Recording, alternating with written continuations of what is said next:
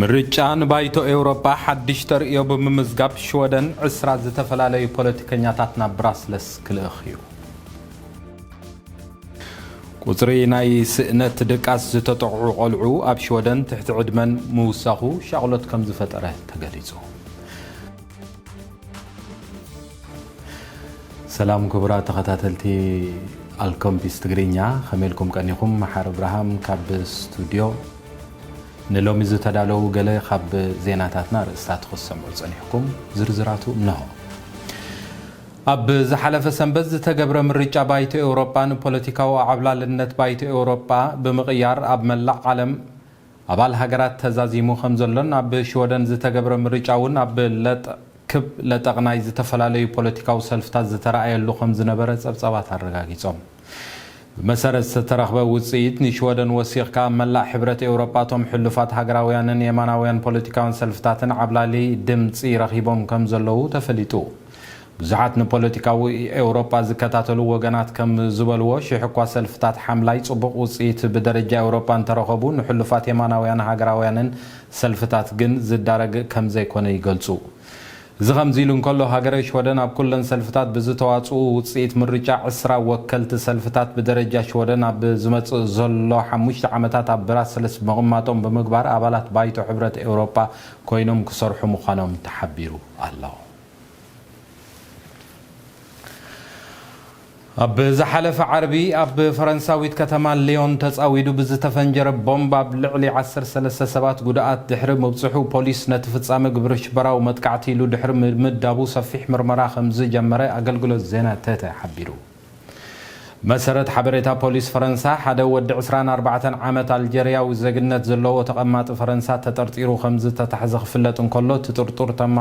ተማሃራይ ስነ ኮምፒውተር ቴክኖሎጂ ከም ዝኾነን ቅድሚ ምፍንጃር እቲ ቦምብ ኣብቲ ቦታ ብዝነበሮ ምንቅስቓሳት ብሓገዝ ካሜራ ተኸባቢ ዝተሰነደ ስእሊ ተጠርጢሩ ንኽተሓዝ ምኽንያት ከም ዝኾነ ክፍለጥ ተኻኢሉ።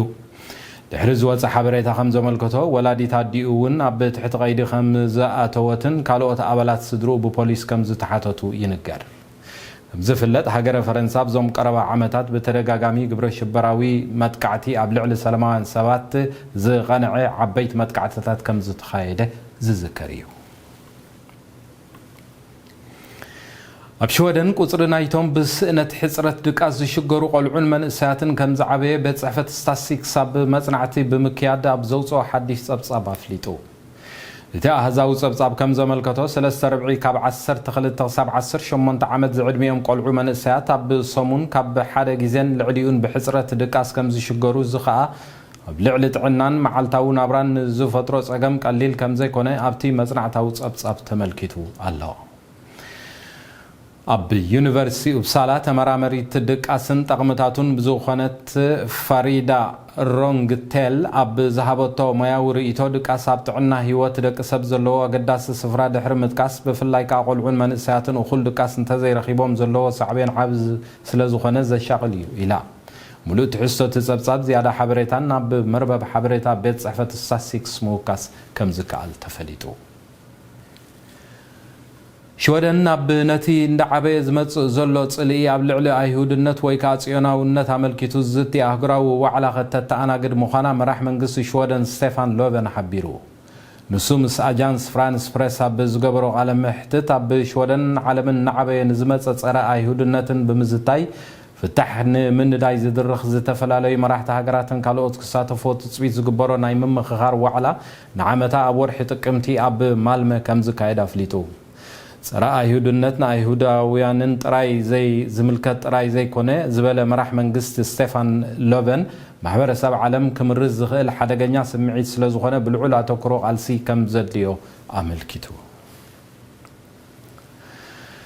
ኣብ ሽወደን ነቶም ብዕቑባ ብዝነብሩ ዝተፈቐደሎም ስደተኛታት ስድራቤቶም ከምጽኡ ከማልእዎ ዘለዎም ቅጥዕን ቅድመ ኩነትን ዝድንግግ ሕጊ ብምቅዋም ሎሚ መዓልቲ ኣብ ፊት ባይቶ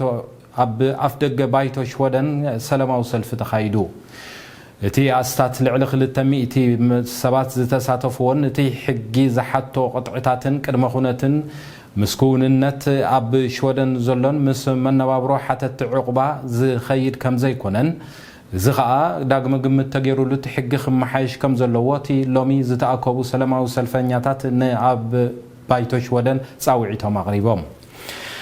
ابتي اغاطامي لو خالكم بيس تغرينيا ابتي بوتا ترخيبو ذهبنا حبريتا خمزه ملكتو 4 ودبات كاب اب شودن مغمتي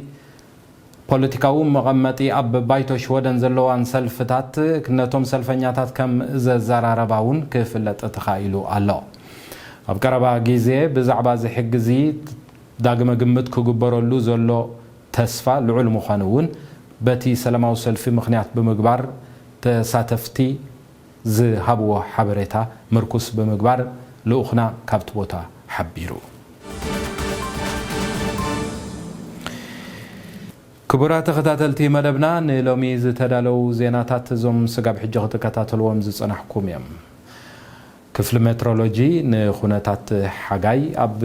شودن تايكم زمسل أب قلقل ختماتات نزملكت صبصاب ناب استودينا زتسدده ناباهم قبله سناي مكتتال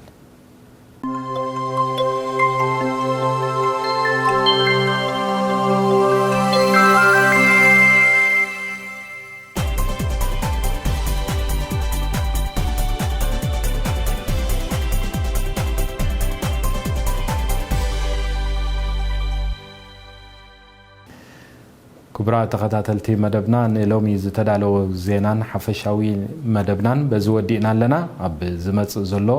تمساسالي نايفنا وغيزه سغاب نراخب انا مسارحتين نعاخاتكم سلام قنا دحنكونو